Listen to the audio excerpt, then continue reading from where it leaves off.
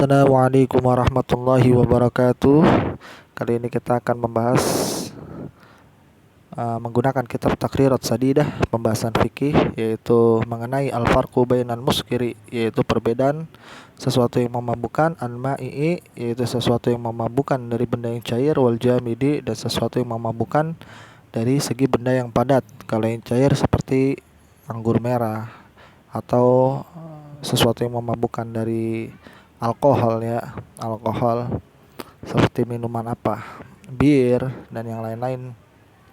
Dan dari segi benda yang jamid, yaitu benda yang keras padat seperti obat-obatan atau ganja atau kecubung.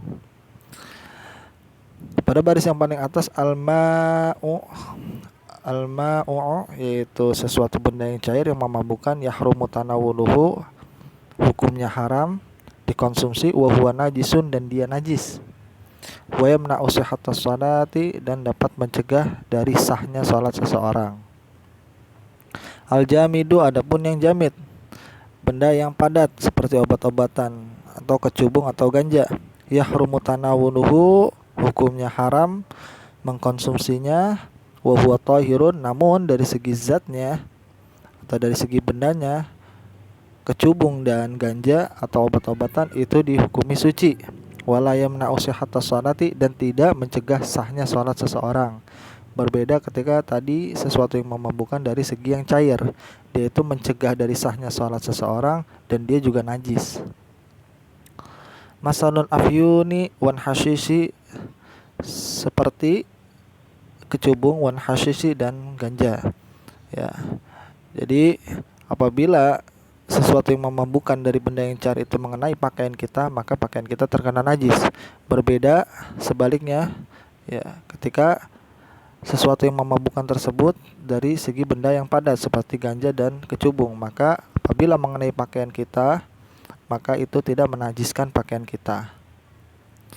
Kemudian yang membedakannya lagi juga tidak mencegah dari sahnya sholat seseorang bagi sesuatu yang memabukkan dari segi yang padat, selama akalnya itu masih ada. Karena sah daripada sholatnya seseorang, karena syarat sahnya tersebut adalah masih berakal, syarat sah sholat itu. Al-maitata, kemudian pembahasan selanjutnya adalah al-maitatu, yaitu bangkai.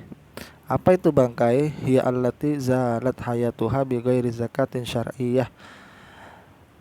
Bangkai adalah hiya allati, yang zalat, yang hilang, hayatuha, yaitu nyawanya, bi ghairi zakatin syar'iyyatin, yaitu hewan yang dia itu mati atau tidak ada ruhnya, hilang ruhnya, bi ghairi zakatin, yang tanpa disembelih syar'iyah, secara syariah.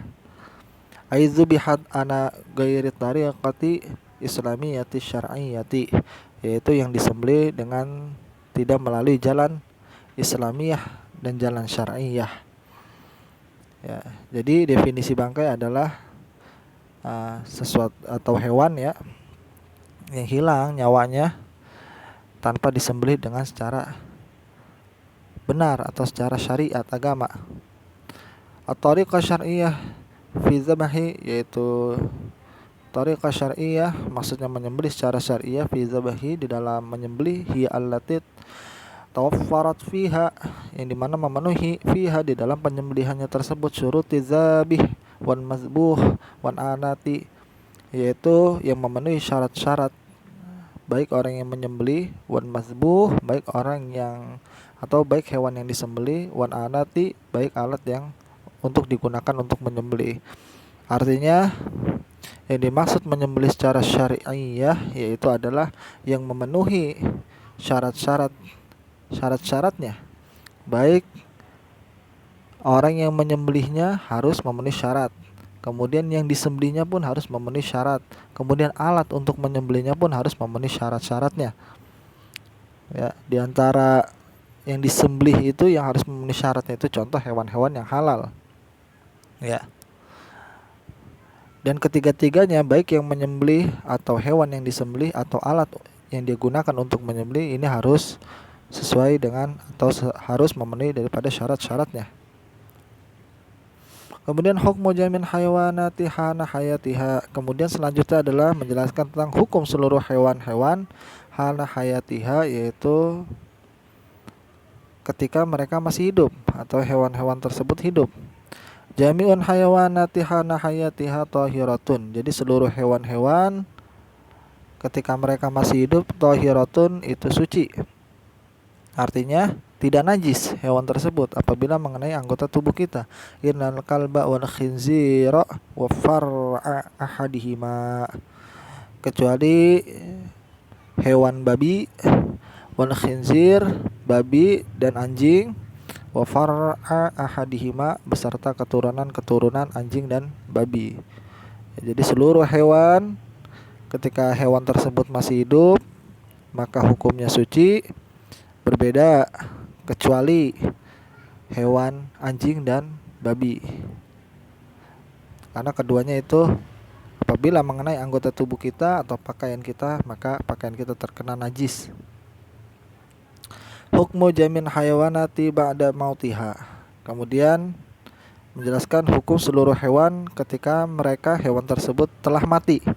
Bighairi zakatin syar'iyyatin, tanpa atau matinya itu dikarenakan tidak disembelih secara syar'iyah. Kulluha najisatun, seluruhnya najis, illa salasatan, kecuali 3. Maitatul adami, yaitu bangkai manusia, wa maitatul jaradi, kemudian bangkai belalang, wal maitatus samaki, kemudian bangkai ikan. Maka seluruh hewan-hewan yang disembelih dengan cara syar'iyah maka seluruhnya najis kecuali bangkai manusia, kemudian bangkai belalang, kemudian bangkai ikan. Kemudian al hayawanatu makunatu, kemudian hewan-hewan yang halal untuk dimakan. Pada baris yang paling atas, idza matat bizakatin syar'iyyatin, apabila matinya itu dikarenakan atau dengan cara disembelih secara syar'iyah, fahiya tahiratun, maka hewan-hewan yang halal untuk dimakan tersebut dihukumi suci. Kemudian al hayawanatu ghairul makunati, kemudian hewan-hewan yang haram untuk dikonsumsi, idza matat, apabila hewan tersebut mati, kulluha, maka seluruh hewan-hewan tersebut najisatun, yaitu najis, walau zubihat, walaupun matinya itu dengan cara disembelih. Yang pertama, karena di sini disembelihnya tidak sesuai syar'iyah. Kemudian yang kedua alasannya adalah karena hewan yang haram untuk dimakan seperti babi. Ya. Ini yang disebut tidak memenuhi syarat-syarat daripada menyembelih. Pertama, hewan itu haram untuk dikonsumsi. Yang kedua, disembelihnya dengan tidak syar'iyah, cara syar'iyah. Atau hewannya itu haram untuk dikonsumsi seperti babi, tapi kita menyembelihnya sesuai dengan cara syariat, maka tetap tidak diperbolehkan karena tidak memenuhi daripada syarat-syarat menyembelih. Karena yang disembelih itu hewan yang haram untuk dimakan. Hukmu sya'ri jamin hayawanati, kemudian hukum bulu atau rambut yang ada pada hewan. Sya'rul hayawanati makunati, hewan-hewan atau bulu hewan-hewan yang halal untuk dimakan ba'da infisali, setelah bulu-bulu tersebut terpisah dari tubuh hewan tersebut, tahirun, maka dihukumi suci. Jadi seluruh bulu hewan yang halal untuk dimakan setelah bulu tersebut terpisah dari badannya kemudian mengenai anggota tubuh kita atau pakaian kita, tahirun, maka dia suci bulu tersebut. Kemudian sya'rul hayawanati ghairil ma'kunati ba'da infisali, kemudian bulu-bulu hewan-hewan ghairil ma'kunati yang haram untuk dimakan ba'da infisali, kemudian bulu tersebut terpisah dari tubuh hewan tersebut. Apa hukumnya? Najisun, dihukumi najis. Jadi hewan-hewan yang tidak dikonsumsi, yang tidak boleh dimakan, yang haram untuk dimakan, kemudian bulu tersebut, hewan tersebut terpisah daripada anggota tubuhnya, maka bulu tersebut dihukumi najisun, najis, ya. Wa amma qoblal infisali, kemudian pada baris yang paling atas, adapun setelah terpisah atau sebelum terpisahnya bulu tersebut dari hewan tersebut, apa hukumnya? Fa hukmu sya'ri, maka hukum bulu hewan hukmun hayawani nafsihi, maka disesuaikan dengan hewannya. Kalau hewannya itu hewan yang haram, yang tidak dikonsumsi, maka hukumnya najis. Apabila halal untuk dikonsumsi, maka bulu hewan tersebut yang masih menempel pada tubuh hewan tersebut itu dihukumi suci. Pada baris yang paling atas ini yang dicatatan kakinya wa yufa'an qadini sya'rin, dan dimaafkan sedikitnya bulu atau rambut hewan yang najis, min ghairi mughlal, kecuali hewan yang dia itu najisnya itu mughaladzah, najis besar, seperti hewan babi atau anjing, maka baik sedikit maupun banyak, maka tetap dihukumi najis bulu hewan tersebut. Berbeda ketika misalnya kita terkena bulu kucing, ya. Selama kita terkena bulu kucing itu tidak dalam jumlah yang banyak, atau kita hanya terkena sedikit bulu kucing, kan kucing kan tidak kita konsumsi, ya. Maka dimaafkan. Artinya tidak najis. Masih dimaafkan, ya. Karena pada penjelasan yang di atas ini, pada baris yang kedua itu, bahwasanya bulu-bulu hewan-hewan yang tidak dikonsumsi, misalnya seperti kucing, ya, termasuk kan ba'dal infisali, setelah bulu tersebut terpisah, maka dihukumi najis. Cuma dimaafkan kalau bulunya tersebut sedikit terkena bulu tersebut. Kalau bulunya itu banyak, kita terkena bulunya banyak, ya, berbeda hukumnya. Kemudian juga selanjutnya adalah menjelaskan tentang jami'ud dima'i najisatun inna asyaratan fatahiratun, seluruh darah itu dihukumi najis, inna asyaratan fatahiratun, kecuali 10 darah, 10 macam darah, fatahiratun, maka dihukumi suci. Jadi seluruh darah itu dihukumi najis kecuali 10 darah yang akan saya sebutkan kali ini. Yang pertama al-kabidu, yaitu darah hati. Al-misku, yaitu darah misik. Ya, jadi misik itu terbuat dari kijang, darah kijang. Minyak misik, ya. Itu suci. Atau halu, limpah, darah limpah, itu sama juga dihukumi suci. Kemudian yang keempat dan yang kelima yaitu adalah adamu mahbus fi maitatil samaki wajaradi, yaitu darah yang ada pada bangkai ikan dan bangkai belalang, itu juga sama dihukumi suci. Wa fil maitati bidogdoti, kemudian yang keenam adalah bangkai bidogdoti, yaitu terkena oleh terkaman hewan buruan kita, kemudian mengeluarkan darah, maka darah tersebut itu suci. Kemudian wafil maitati bisahmi, kemudian bangkai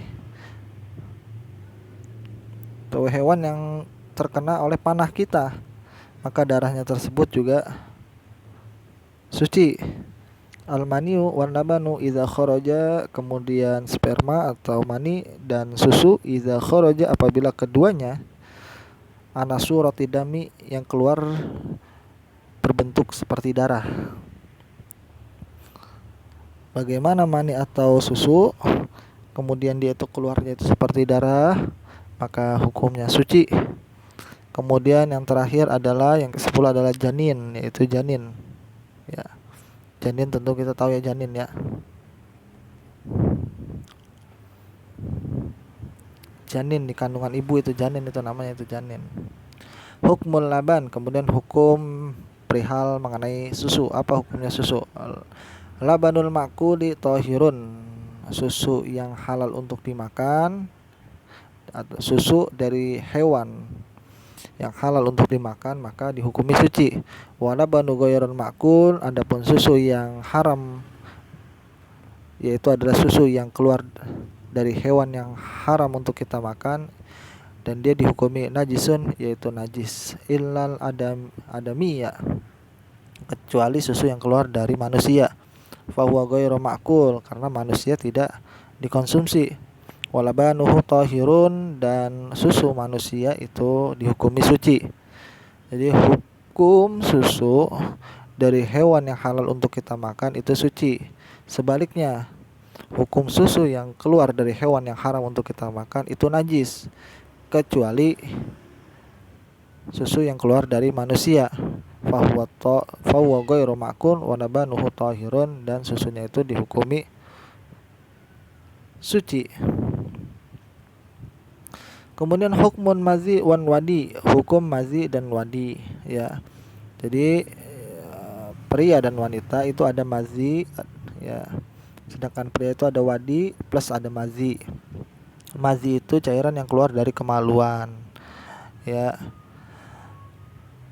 yaitu ketika syahwat memuncak kemudian dia itu keluar, ya, berbentuk cair, berbentuk putih kental, lengket, ya. Putihnya itu putih bening. Wan wadi, sedangkan wadi adalah cairan yang keluar ketika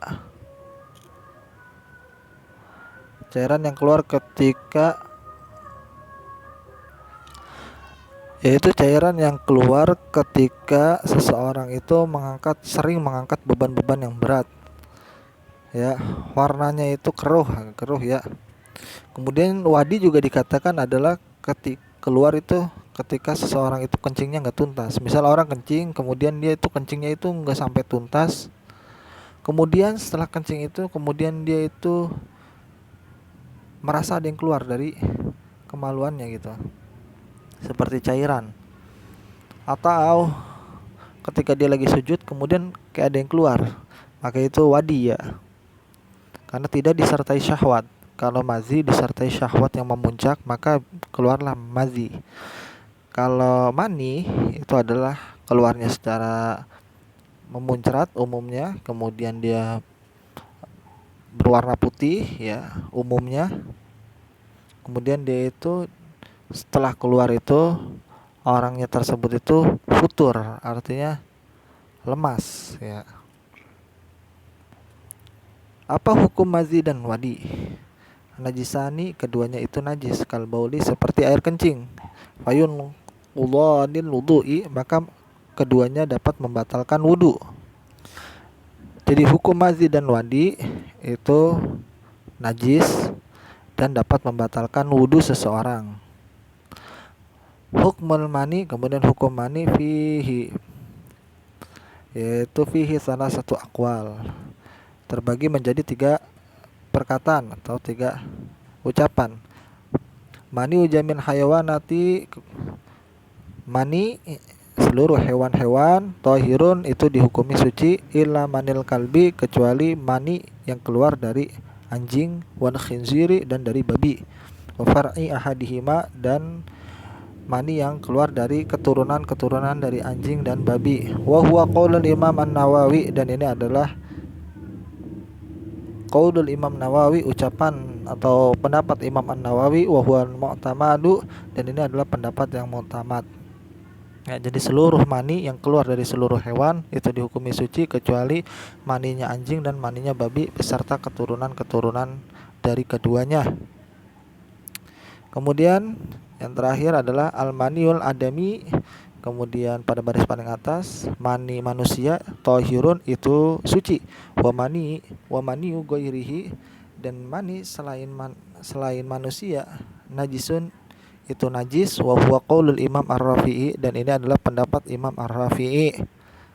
Kemudian pada baris yang paling atas yang terakhir, maniul adami, yaitu mani manusia, wa maniu kulli hayawanin ma'kulin tahirun, mani seluruh hewan ma'kulin tahirun, hewan-hewan yang halal untuk dimakan itu dihukumi suci, wa maniyu ghairul ma'kul, dan mani dari hewan-hewan yang haram untuk kita makan najisun itu dihukumi najis.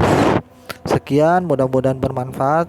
Ini menerangkan ya, jadi bab ini menerangkan tentang hal-hal yang terkait dengan najis ya. Baik, tadi kita membahas tentang khamar, tentang sesuatu yang memabukkan dari segi benda yang cair maupun padat.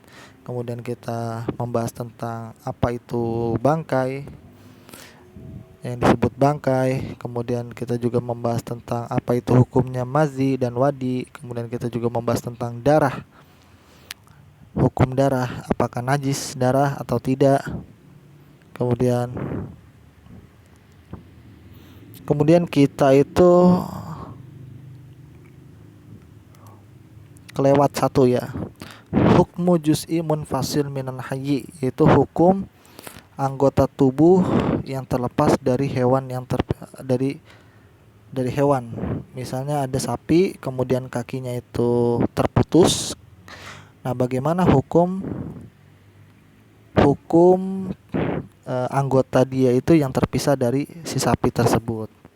Hukmuhu ka hukmil maitati, yaitu hukumnya itu dia itu dihukumi seperti bangkai. Fa in kanat maitatuhu thahiratan, apabila bangkai tersebut itu bangkai yang dari hewan yang suci, fa huwa thahirun, maka dia suci. Wa idza kana maitatuhu najisatun, dan apabila bangkainya tersebut najisatun, najis, fa huwa najisun, maka dia itu najis. Apabila itu anggota yang terpisah itu dari seekor babi, misalnya kakinya babi, kemudian kita memegang kaki babi yang terpisah itu dari anggota tubuhnya, maka apa hukumnya? Maka tetap dihukumi najis, sebagaimana ketika dia masih tersambung oleh anggota badannya ya. Nah, ini ya mudah-mudahan bermanfaat. Kurang lebihnya saya mohon maaf. Billahi taufiq wal hidayah. Wassalamualaikum warahmatullahi wabarakatuh.